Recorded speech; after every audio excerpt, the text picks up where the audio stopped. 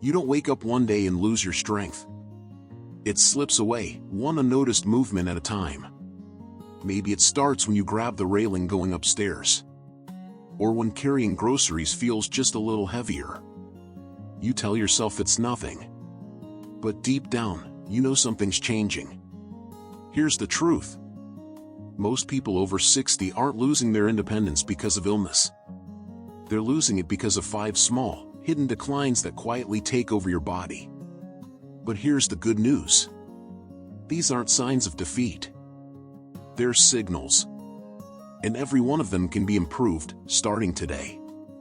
In this video, we'll walk through 5 powerful movements that reveal how your body is really aging, and what you can do, safely and realistically, to turn things around. Let's begin. This tiny test reveals more than you might imagine. It looks simple, almost too simple to matter. But the ability to stand on one foot for just 10 seconds, without holding onto anything, is one of the clearest signals of how well your body is truly aging. If you can't do it, you're far from alone. Studies show that nearly 97% of adults over 60 gradually lose this ability without even noticing. It doesn't happen overnight. It happens quietly, as your nervous system, joints, and muscles begin to disconnect from each other unless you keep them engaged. Because this test isn't just about balance. It's about neuromuscular coordination, your brain, your eyes, your ankles, your core, all working together in real time. It's what doctors call proprioception, your body's ability to sense where it is in space. And the problem is, modern life rarely challenges it. We walk on flat floors. We sit in stable chairs. We avoid stepping on uneven ground. So when the real world throws a wobble at us, like an unexpected curb, a loose rug, or a missed step, we're no longer ready to recover. That's how falls happen. Not because people are weak, but because their internal GPS has gone offline. Let me tell you about Don, 77. He was healthy, sharp, active. He walked every morning, took care of his house, even helped neighbors carry groceries. Then one day in a wellness class, the instructor asked everyone to try standing on one foot for 10 seconds. Don smiled. "Easy," he said. But when he lifted his foot, he wobbled and dropped it after just 3 seconds. He was shocked and a little embarrassed. But instead of brushing it off, he took it seriously. Every morning, while waiting for his coffee to brew, he stood behind his kitchen counter, lifted one foot, and counted to 10. At first, he couldn't make it to 5. But within 3 weeks, he hit his goal. What surprised him most wasn't just the balance, it was how safe and steady he felt walking through his home. He even said he started sleeping better, because his fear of falling, a fear he didn't know he had, finally started to fade. You can try it right now. Stand behind a sturdy chair or countertop. Lift one foot an inch off the ground. Breathe. Count slowly to 10. Are you wobbling? Holding your breath? Reaching for support? That's okay. That's not failure, it's feedback. Your body is simply telling you what needs attention. And the best part? You can train it back. Tip: try standing on each foot once per day. Hold near a wall or countertop for safety. Track your progress in seconds, not perfection. Most people see noticeable improvements in 2 to 3 weeks. Because balance isn't just about avoiding falls. It's about reclaiming your freedom to move with confidence. And that freedom starts with something as small as 10 seconds, on one foot. It may sound like something only kids or yoga instructors do. But your ability to sit on the floor and stand up again without using your hands or knees is one of the most powerful indicators of how your body is really doing behind the scenes. This movement combines strength, flexibility, balance, coordination, and confidence. And when just one of those is missing, the whole action becomes surprisingly difficult. That's why this isn't just a movement. It's a mirror, showing you what's working well in your body, and what might be slipping quietly away. Here's what often happens as we age. We start avoiding the floor. We kneel less. We stop playing with the grandkids down low. We drop something and ask someone else to pick it up. Not because we're weak, but because getting down and back up feels awkward or unsafe. And without realizing it, we stop doing the very movements that keep us mobile. That's how freedom is lost, not suddenly, but gradually. One skipped movement at a time. Let me share the story of Alice, 74. She hadn't sat on the floor in over a decade. She said, "That's for kids. My knees wouldn't allow it." Then one weekend, while visiting her granddaughter, she tried to join her on the playmat. She managed to sit, but when she tried to get back up, she couldn't do it without grabbing the couch. Her granddaughter looked confused. And Alice felt something deeper, a quiet fear she hadn't acknowledged before. What if I fall one day and can't get up? At her next doctor's visit, she asked about it. The doctor explained. Losing the ability to rise from the floor unassisted increases your risk of losing full independence in the next 3 to 5 years. It's not about youth. It's about maintenance. That moment changed everything for Alice. She didn't join a gym. She didn't start running. She just began practicing. Slowly. Safely. She used a pillow to reduce pressure. She did supported squats holding onto a chair. She practiced engaging her core and loosening her hips with gentle stretches. And then, one day, she stood up from the floor with no hands. She cried. Not because it was hard, but because it was proof that her body still listened to her. Want to try this now? Start with safety. Use a thick rug or mat. Have a sturdy chair nearby. Lower yourself slowly, with control. Then see, can you stand up without using your hands or knees to push off? Even if you can't yet, that's okay. That's where the work begins. Tip: start by practicing once a day or every other day. Use supports as needed. Focus on slow, controlled movement, not speed. Improvements often appear within 3 to 6 weeks with consistency. Because this movement isn't just about mobility. It's about knowing you can take care of yourself, even if you fall, even if no one is around. It's about the freedom to play, to reach, to move, and to live fully on every level of your home and your life. So if you've avoided the floor for years, maybe today is the day you begin reclaiming it. One breath, one squat, one brave moment at a time. Stairs don't lie. They tell the truth about your strength, your heart, your balance, and your confidence. You might not notice it at first. Maybe you start reaching for the handrail just in case. Then you pause halfway up to catch your breath. Then, one day, you choose the elevator, even if it's just one floor. But here's the thing. That quiet shift, from climbing with ease to climbing with hesitation, is one of the clearest early signs that your body is starting to slow down. And most importantly, that it needs your attention. Climbing stairs is like a full-body checkup in motion. It requires leg strength to lift your body, joint mobility to bend and step, cardiovascular fitness to keep your breath steady, and balance to move without fear. When any of these starts to weaken, your body begins to hesitate. And that hesitation often becomes habit. Not because you're fragile, but because your body is trying to protect you from something it no longer fully trusts.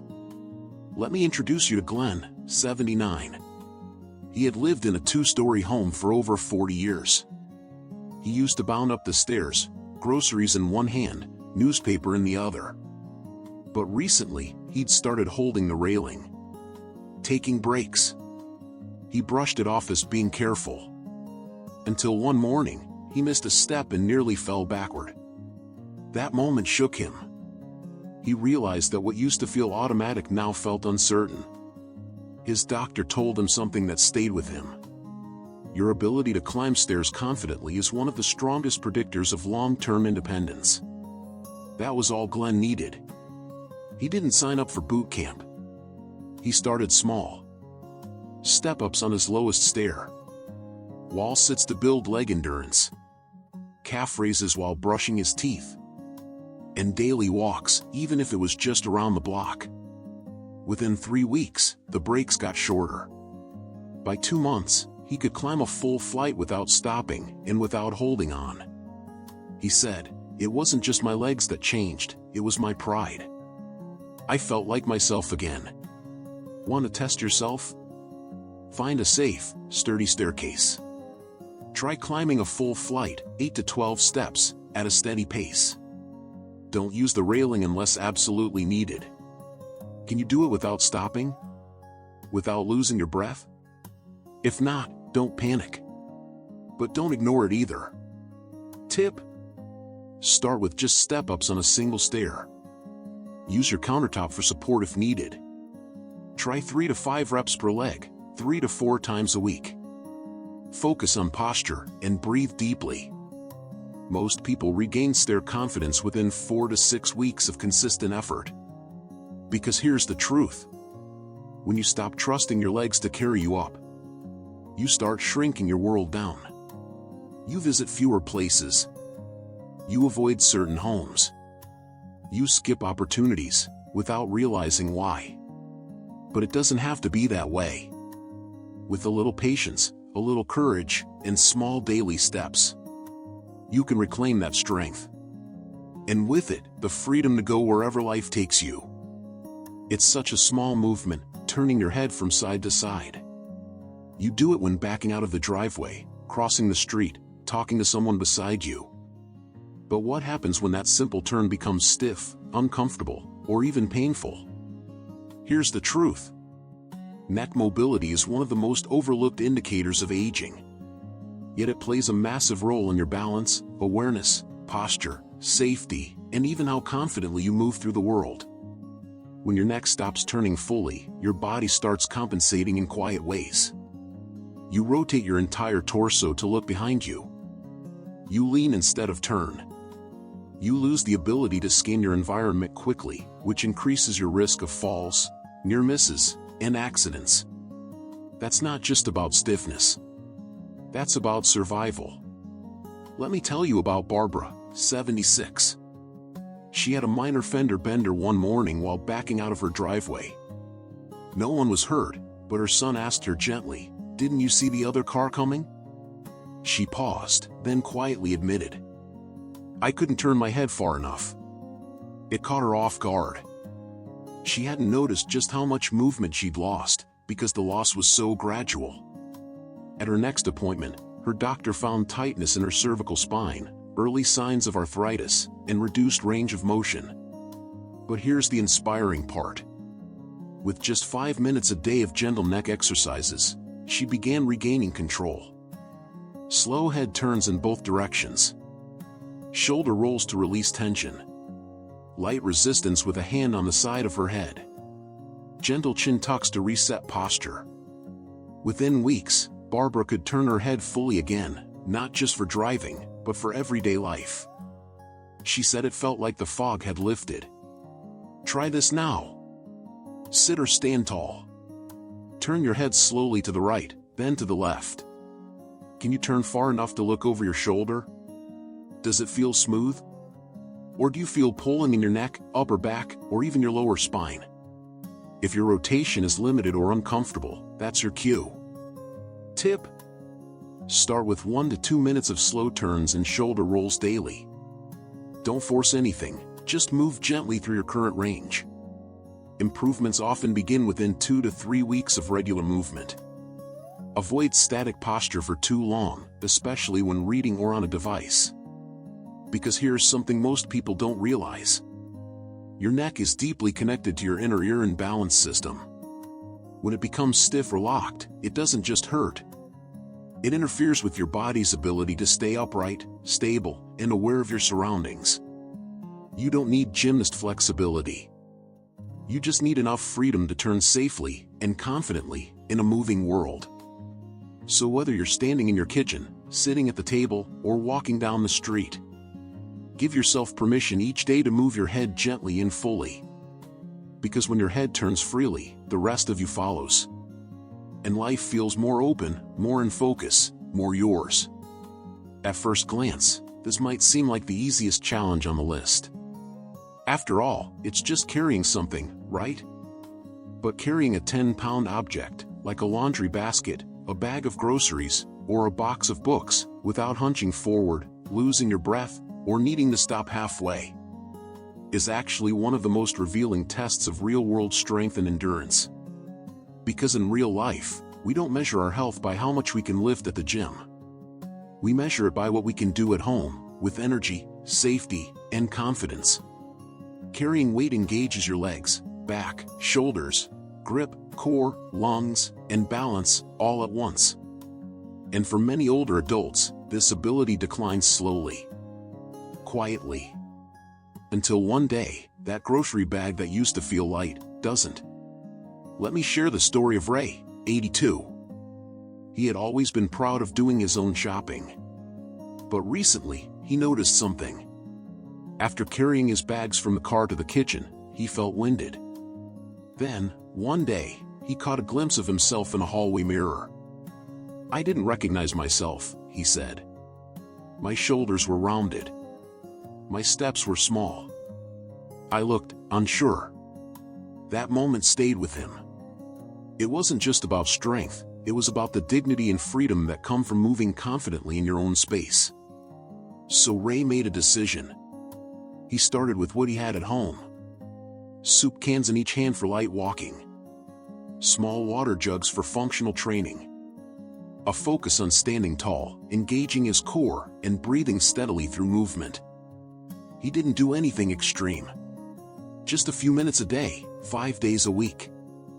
And in less than 2 months, he was carrying full grocery bags again, with strong steps and his shoulders back. Try this now. Pick up something around 10 pounds, a small laundry basket, a jug of water, or a bag of books. Now walk 20 to 30 feet in your home. Are your shoulders rounding forward? Is your grip tiring quickly? Do you need to pause to catch your breath? Those are not failures, they're feedback. Signals from your body telling you where to focus. Tip: start with 5 to 10 minutes of light carrying 3x per week. Focus on posture, chest lifted, shoulders back, eyes forward. Breathe deeply and evenly while moving. To build grip strength, try squeezing a tennis ball for 30 seconds daily. Progress is often noticeable within 4 to 5 weeks. Because strength after 60, 70, or 80 isn't about showing off. It's about showing up. For yourself. For your independence. For the moments that matter. Whether it's moving a chair, carrying groceries, lifting your grandchild, or simply feeling capable in your own home. This kind of strength is not just physical. It's emotional. It's practical. And it's completely rebuildable, no matter your age. So start light. Stay consistent. And remember, every time you carry something with confidence, you're also carrying something bigger. Your ability to live life on your terms. So now you've seen them. 5 everyday movements that quietly slip away with age. But also 5 chances to take your body back, one step at a time. Let me ask you something. How many of these could you do comfortably? 1? 2? Maybe none? It doesn't matter. Because this isn't a test. It's not about measuring your limits. It's about discovering where your comeback begins. Too often, aging is framed as a story of decline. Less strength, less freedom, less independence. But that's not the whole story. Not for you. Not today. Because your body is still listening. Your muscles still respond when you call on them. Your balance still returns when you challenge it gently. And your confidence, the kind that lets you move, reach, carry, and trust yourself again. That confidence can grow stronger, starting now. You don't need to be perfect. You don't need to do it all at once. You just need to choose one small thing today. One movement. One breath. One brave moment. And from there, momentum builds. Because independence doesn't disappear overnight. And it doesn't come back overnight either. But with small daily choices, you can stay strong, sharp, and standing tall.